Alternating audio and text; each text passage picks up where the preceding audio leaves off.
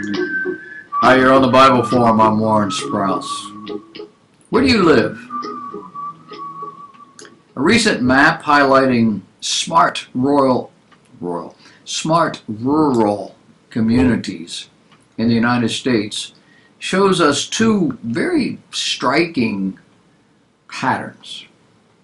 First of all, most of our urban communities are in the north and southeast portion of the country, along with the Midwest.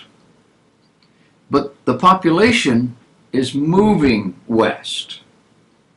If you draw a line from the western Michigan border down the west side of Iowa, Missouri, Arkansas, Louisiana, add Nebraska and Kansas, and you have the dominant population of the United States.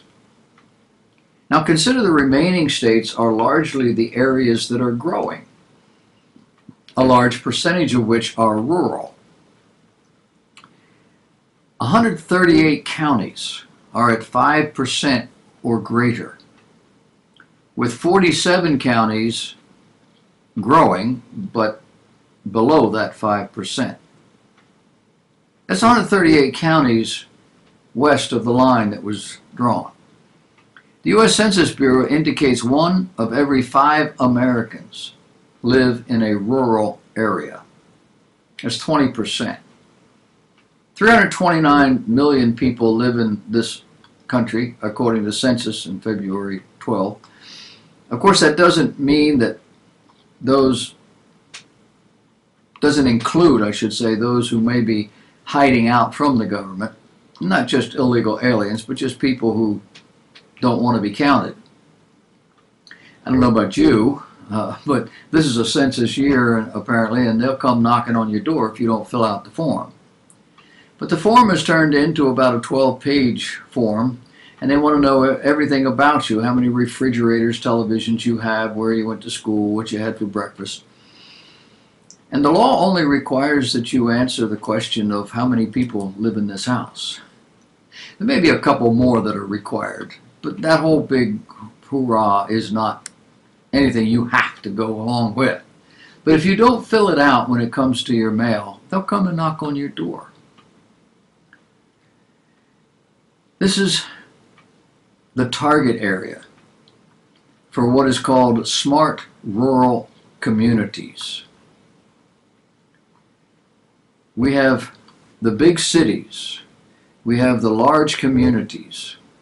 We know these places are not as safe as they used to be. They're not as constructive, and they are horribly expensive to live in. The open areas are calling because they're more like it was when we were young. And they're now calling the smart rural communities, figuratively west of the Mississippi. How long before that fills up? How long before something happens and the government may restrict people moving that way? How long before the people who already live there get tired of having these city people move in? We don't know. But we are looking at smart rural communities as targets. And if you are moving, thinking about moving, and that's something that appeals to you, be advised that your federal government knows that pattern, that idea, and they will somewhere, somehow, get ahead of you, or get there before you do. We're not sure. In other news, we have our government allowing driverless vehicles on public roads in some states. Permissions have been given to automated grocery delivery vehicles. It is now expected that some existing safety standards will be bypassed. And at issue right now are 5,000 vehicles to be deployed over the next 2 years. Congress is expected to act on a draft bill that would establish a federal framework for driving or self-driving vehicles. Both parties in both houses are now crafting legislation.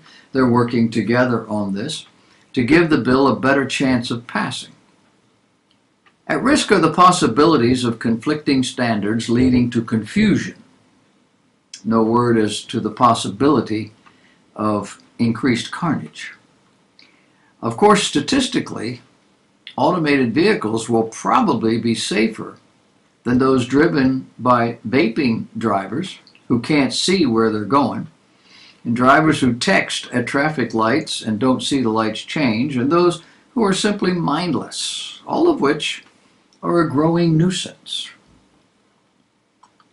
In other news, we have Amazon serious about electrifying its entire delivery fleet, even to the extent of producing their own line of electric vehicles, pickup trucks, and SUVs. If you live in a neighborhood like I do, you see these gray vans everywhere.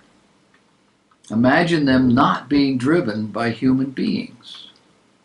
Human beings would be aboard. They have to carry the packages to your door, but they're not driving them. And then there's the self-driving mass transit vehicles helping to connect poor neighborhoods to important community resources. Oh, and Uber has gotten a permit to restart testing of its self-driving cars in California. Call for an Uber. It'll come. Won't have a driver. You going to get in?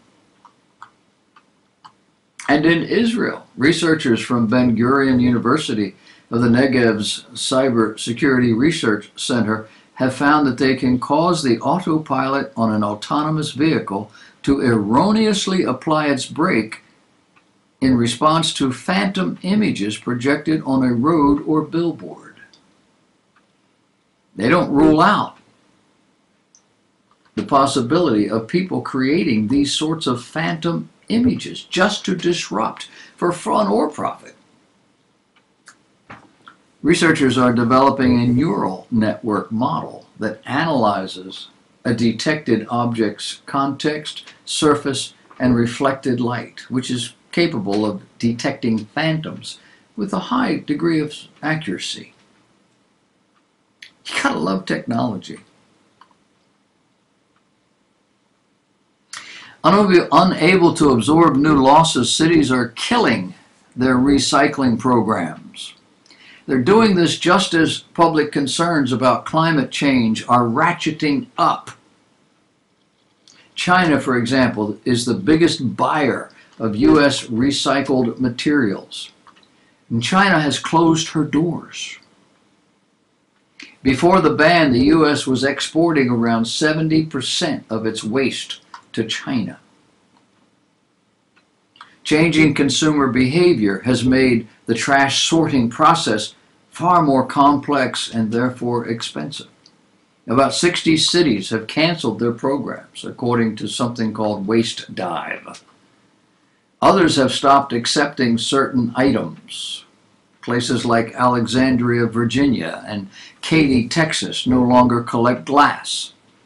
Baltimore County recently admitted it hasn't recycled the glass it collected for the past 7 years.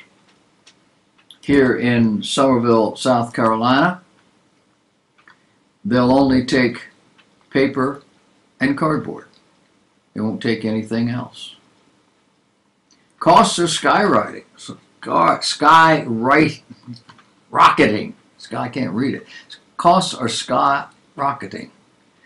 Omaha, Nebraska received a single bid for recycling services of $4 million, twice the city's budget. What do we need here? Well, cities have to renegotiate their recycling contracts, many of which are 30 years old, just to find a viable business model. That includes charging customers for curbside pickup. What's next? Well, researchers are developing robots to more accurately and efficiently complete tedious, dangerous recycling tasks, like sorting. The Trump administration is deploying law enforcement tactical units from the southern border as part of a supercharged arrest operation in sanctuary cities across the country. This according to the New York Times.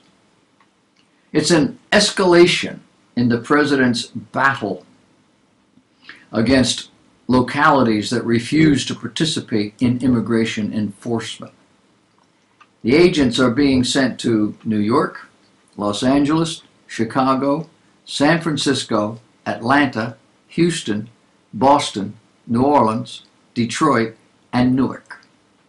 Not Newark, Newark. Newark's in New Jersey. Newark is in Delaware. You learn stuff here. I just would like to be a fly on the wall in any of these major liberal cities when these guys come calling and they start looking for people that these cities have been hiding for years. That's some of the stuff that's been going on while you were not paying attention. That's why you stay tuned to the Bible Forum. We'll be right back. I want to talk to you about Trump's education department. Stay tuned.